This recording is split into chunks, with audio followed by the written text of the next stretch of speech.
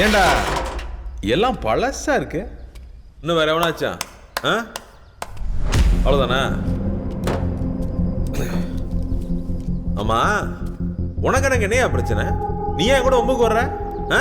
மேயற மாட்டேன் நகர மாட்டேங்கிறது கதையா? இந்த வளர்ந்த காலம் சொன்னா எங்க அப்பன் சொன்னா என் கூட மோதலான்னு முடிவு பண்ணா நேரம் என்கிட்ட வராஜா? அதை விட்டுட்டு இந்த பதவியை காட்டி பயமுறுத்துறதெல்லாம் என்கிட்ட வச்சுக்கிட்ட வந்த போட தெரிஞ்ச எனக்கு பாடையும் கட்ட தெரியும்.